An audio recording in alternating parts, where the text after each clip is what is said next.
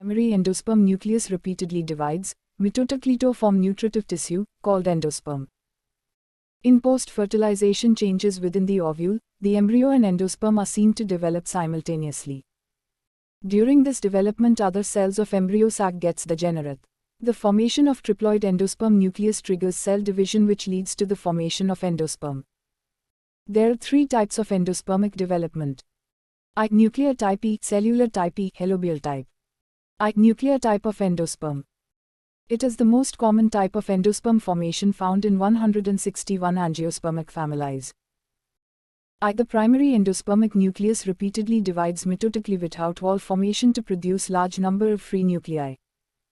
E. A big central vacuole appears in the center of cell, pushing the nuclei towards the periphery. E. Between the nuclei wall is produced, hence multicellular endosperm is formed. IV. In several cases cell wall formation remains incomplete, e.g. wheat, sunflower and coconut. Wheat coconut has multicellular endosperm in the outer part and free nuclear as well as vacuolated endosperm in the center. E. Cellular type of endosperm. In some plants, division of triploid primary endospermic nucleus is immediately followed by wall formation, so that the endosperm is cellular right from the beginning. It is mostly observed in 72 families of Dichosas in members Balsam, Petunia, Adoxa, etc. E. Helobial type of endosperm. It occurs in the order Helobial as of monocotyledons.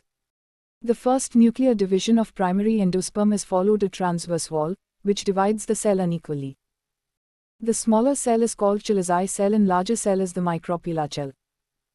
Then the nuclei in each cell divide by free nuclear divisions and then walls develop between nuclei in micropula chamber.